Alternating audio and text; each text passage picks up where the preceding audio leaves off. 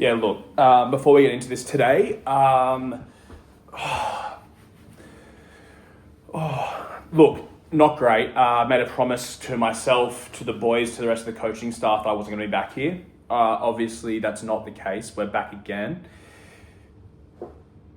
Not great start to the season. Not the start we were looking for. Obviously, the algorithm that we went in with is not working. I will have a chat with our statisticians. I'll get into that later on potentially, but yeah, not great. Look, I might just open this up to the floor actually. Yeah. Thanks for coming.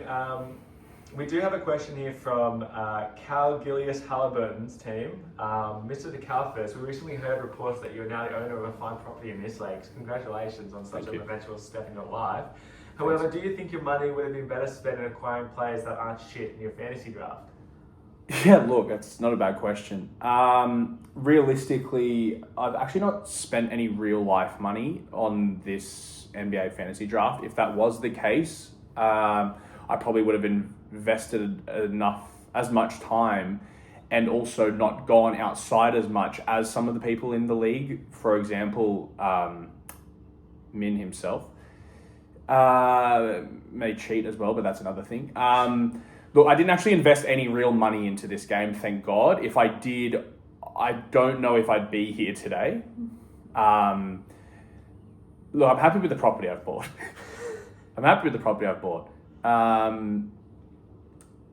Probably spent the equivalent amount on this for my team. I'd say maybe Trae Young compared to the most I would have paid for Victor Wembanyama for the apartment. Happy with it, but it's a good investment. Hoping for a return like some of the players in my team, but yeah. We do have another question here from Gillette Team Smooth. Victor Wembanyama has been both an offensive and defensive powerhouse this season, with many seeing his potential as a generational talent with a lot of room to grow. How has this potential influenced your team's record this season? Yeah, great question there by Rashan. One of the fairer managers in the competition right now. Look, as he says, offensively, defensively, one of the great players. When he's playing, I'm very happy. Currently not playing, and the reason why I lost this week is because my big dog, the one that I invested the most in, is out. And this is going to happen when you've got someone who's a freak of nature. They're going to take some time out, and we just get around Victor in these moments. We actually kiss him on the lips, being French. It's something he has asked, and we will oblige, and we do oblige. I've specifically brought someone into the team to kiss him, and their name is Kista. Is that someone's name? Their position, their job title is Kista Wembanyama. And yeah, look, we're just getting around him. It's a difficult time for him. He knows the pressure that's on him as a player. But yeah, look, we just support the boys in times like this. We're not strangers to injuries this year, and we have found a way. And so we will continue to find a way around what is going on with Victor, and we'll just put Kista to work.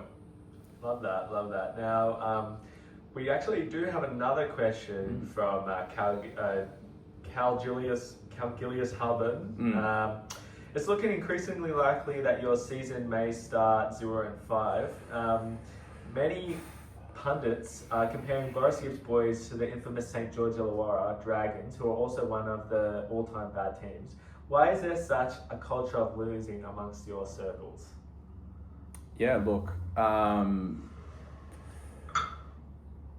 don't see it as a culture of losing, I believe, is what the term is. Culture of losing. Culture of losing.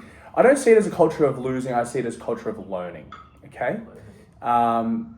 There's always the uphill battle.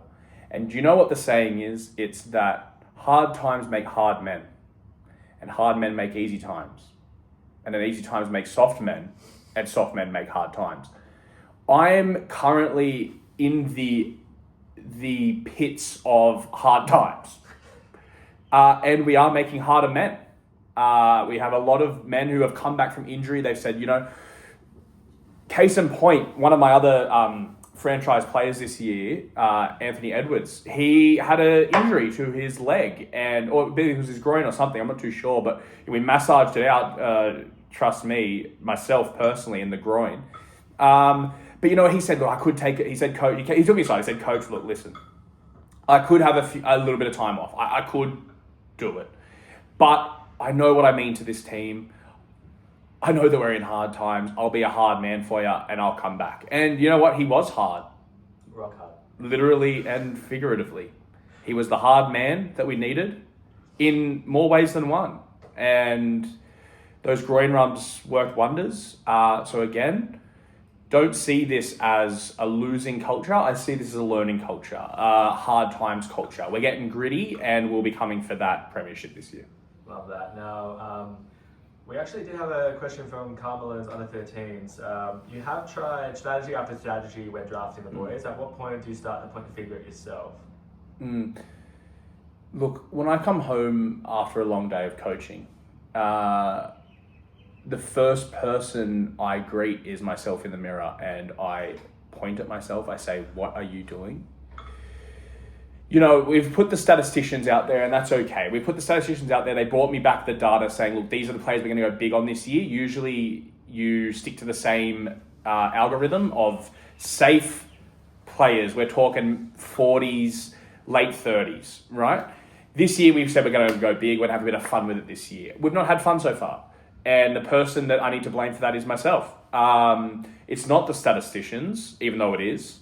It's not the trainers, even though it is. And it wasn't the little birdies in the ear telling me, you know, you got to pick up Trae Young again. He'll have another great season. Went through it with him himself a couple of years ago and wasn't great. Anyway, brought him back into the team and it's returned donuts. But if anyone's to blame, it's myself. I'll take that on the chin. I will put a lot of responsibility, though, on Kista. Kista has a big part to play in this team. Speaking about Kista and his responsibility, now you have mentioned that Wembanyama has been injured. Now, since superstar Wembanyama has gone injured, Spurs haven't lost a game. Do you have any comments on that? Look, I don't care. Like, the thing is about Victor is, and he knows this, and we discussed this pre-season, the Spurs mean nothing in the grand scheme of things. What matters is Boris Yip's boys.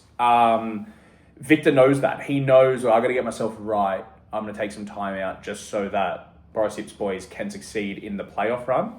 Because that's where it's going to come down to at the end of the day. It's early days. We're 5 weeks in. I'm happy to have lost 5 weeks because, like I said, hard times make hard men. We are going to be going through a hard men period, making easy times. Okay? And we've spoken. Victor knows that the Spurs is not his priority. A championship with the Boris Yip's boys is, and that's what he's aiming for at the moment. That's all we have for you today. Thank you for coming. All right. I will say this. I have heard murmurs, specifically from Min himself, that he did not cheat. I just want to come out on the record and say a couple of things on that. Number one, he did cheat. And I think we all know it. We all know it. He is, as I said last week, a weak-gutted dog person. He has no accountability. He did cheat. I know for a fact he cheated. And these are all allegations. This is not, don't take it for a grain of salt. I know 100% he cheated for a fact. He's changed the points system back down to 2 now. He did cheat the system. I know it for a fact. Take it with a grain of salt. But I know it for a fact. Like I said, I don't think I will see anyone here again. I have said that before, and I will not be saying it again because I won't be seeing anyone here again. But thank you all for coming out today.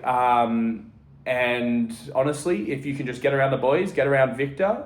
If you would like to donate us any money, I will be transferring it directly to Kista because at the moment he's voluntary.